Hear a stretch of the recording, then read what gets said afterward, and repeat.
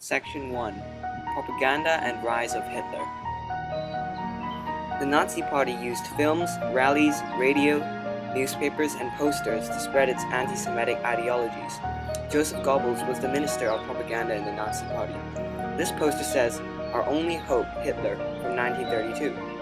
This is one example of a propaganda poster used during an election in 1932. Hitler and the Nazi Party used propaganda to trick the citizens of Germany to believe that Jews, communists, and enemies of the Nazi Party were the enemies of Germany. He was able to scapegoat the Jews for everything or most things that went wrong in Germany. In 1933, Germans were extremely proud of their leader Hitler.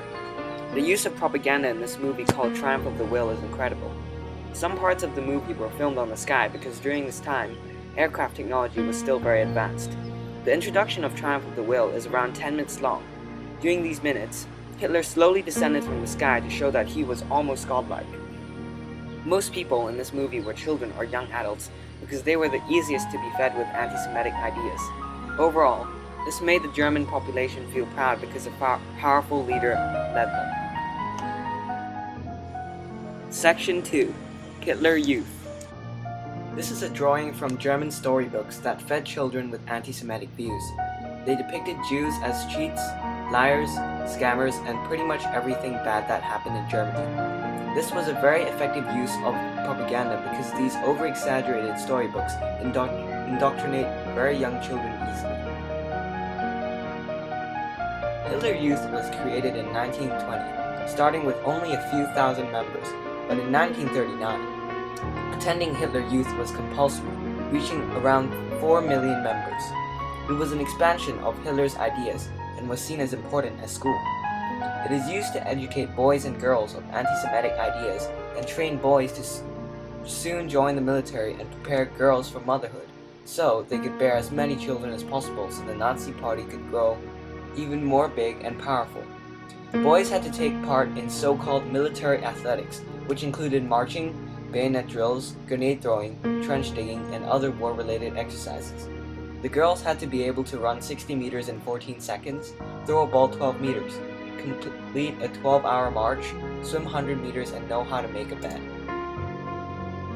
Section 3: Laws and Conditions.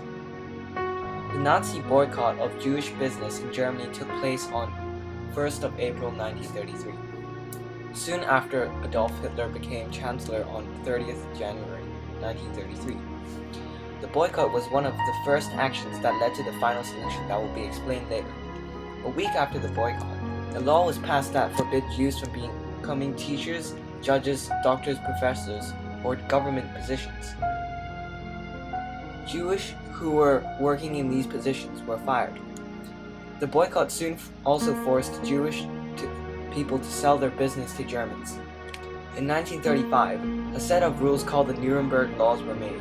These rules were made because of anti-Semitism. The rules were, in simplified form, marriage between Jews and the Aryan race were forbidden. Jews could not employ women of the Aryan race under the age of 45 to become domestic workers and could not display the reach and the national flag or its colors, but are allowed to display Jewish colors. The people who violate this would be sent to prison or hard labor. Section 4: Invasion of Poland and Final Solution. After the invasion of Poland in 1939, Germany's territory expanded and the Nazis forced Jews into ghettos and separated them from the Aryan race. The Jews were tattooed with numbers and labeled with Jewish stars to identify them as Jews. During this time, they had to live in harsh conditions and they had to do forced labor. Many died of malnutrition, disease, starvation, and exhaustion. The Nazis saw forced labor as a form of extermination, but it was never systematic until late 1941. Soon in late 1941, the idea of the final solution was developed. This idea was simply to exterminate all the Jews in a systematic way. The Jews were rounded up in mass graves nearest to their ghetto and shot or transported by train to killing centers. The Germans ran the killings in a business-like manner, as they tried to exterminate the Jews as quickly and as effectively as possible. Soon they found that extermination by shooting wasn't quick enough, and in 1942, A system of concentration camps was built to exterminate the Jews by gassing. The Nazis made sure to use the Jews as effectively as possible before they gassed them. This included commanding the Jews to take their shoes off and clothes off, tying the shoes together and folding the clothes neatly, and also removing jewelry before entering so-called showers that were actually gas chambers. They also shaved women's hair off before executing them. A small fraction of the prisoners, mostly fit men, did forced labor upon reaching the camps until they were unfit and exterminated, or simply died from the harsh conditions. The deceased Jews were then incinerated or burned in mass graves.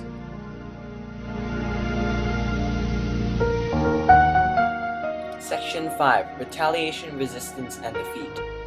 The Swing Kids were a passive resistance group. They fantasized the British and American culture, and often went to swing clubs where they listened to swing music and jazz music. They composed of 14 to 18-year-old boys and girls coming from middle to upper class families and who despised Nazi ideology, especially Hitler Youth. This photo shows the biggest Jewish uprising in Nazi Germany. It all started when in summer 1942, information that 300,000 Jews deported from the ghetto was reported to be killed in killing centers leaked back to the ghetto. A resistance was led by a 23-year-old man called Mordecai Anielewicz. He told people in the ghetto not to enter the railway cars. In January 1943, when Germans tried to round up inhabitants of the ghetto, fighters used weapons smuggled from the outside and fought against the Germans for a few days, forcing them to retreat. This inspired people from the ghetto to prepare for a future resistance. On April 19, 1943, the Warsaw Ghetto Uprising began, after German troops and police entered the ghetto to deport its surviving inhabitants. 750 fighters fought against heavily armed and trained German troops. They managed to hold them off for nearly a month, but on May 16th, the revolt ended. A total of over 56,000 Jews were captured, and 7,000 shot and the rest deported to concentration camps.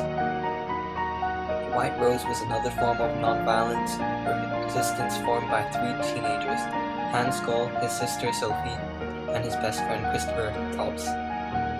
Hans and Sophie, like other children of Nazi Germany, joined Hitler Youth enthusiastically, but their father told them that Hitler was going to lead Germany to destruction.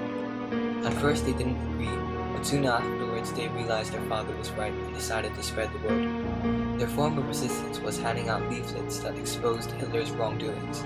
Graffitis soon began to appear in the streets speaking ill of Hitler and Nazi Germany. Despite the fact that they knew if they were caught they would be executed, it did not deter them from handing out leaflets. In February 1943, their luck ran out and they were arrested by the Gestapo, sent on trial and executed afterwards.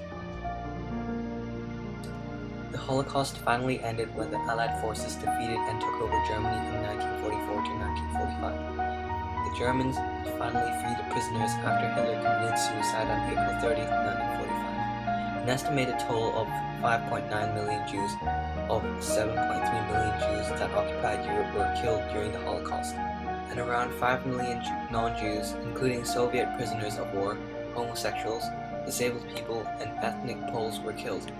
Until this day, the Holocaust still remains to be the biggest genocide in human history. After the war, people associated with Nazi Germany were put on trial. This photo shows a Nazi war criminal on trial. Section 6. Future Genocides. The Holocaust actually wasn't the first genocide in human history.